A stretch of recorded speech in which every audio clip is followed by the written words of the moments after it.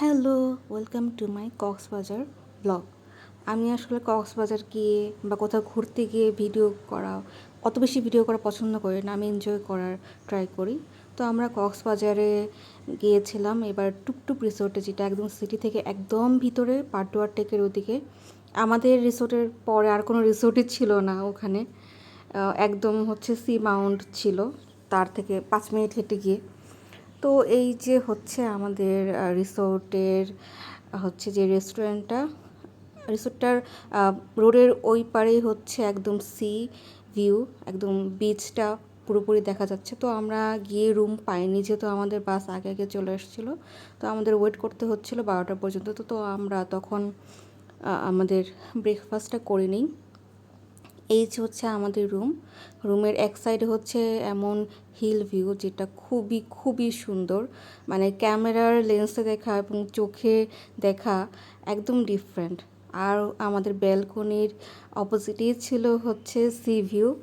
আমি তো বসে কতক্ষণ রেস্ট নিচ্ছিলাম, ফ্রেশ হয়ে সি ভিউটা এনজয় করছিলাম। তারপর আমরা বের হয়ে যাই আমাদের লাঞ্চের উদ্দেশ্যে।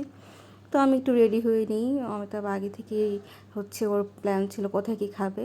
তো আমরা পালঙ্কি রেস্টুরেন্টের অনেক রিভিউ দেখি ওদের খাবারের। আমরা এবার প্ল্যান করে আসছিলাম যে আমরা খাবারের দিকে বেশি ইনভেস্ট করব। তো আমরা চলে আসি পালঙ্কিতে লাঞ্চ করার জন্য প্রায় 3টার দিকে।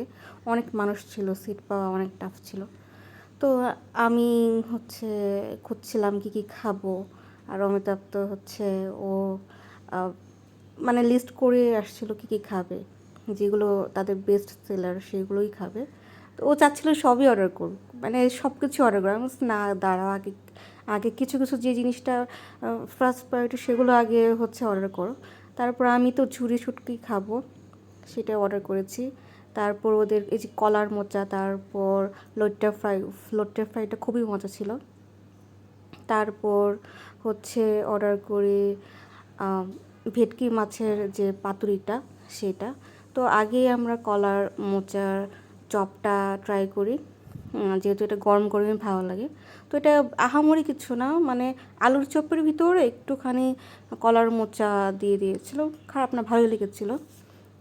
কিন্তু ওদের যে বাকি খাবারগুলো, তার মধ্যে লইট্টা ফ্রাইটা খুব ভালো ছিল। কিন্তু আমি যেহেতু ভেটকি মাছ খাই না, আমার ভেটকি মাছ পছন্দ না। ভেটকি পাতুরিটা আমার কাছে অতটা টেস্ট লাগেনি। এই যে আমি খুব শখ করে আমি ভর্তাটা নিয়েছিলাম, একটুও ঝাল না, একটু মজা ছিল না। আমি জানি না অন্যদের টেস্ট কেমন, কিন্তু আমার কাছে মজা লাগেনি।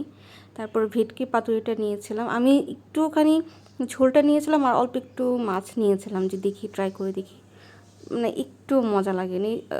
আর সরিষার ঝাঁজটাও অতটা ছিল না। ঝাঁজ থাকলে অন্তত মজা লাগতো, সে ঝাঁজটাও ছিল না।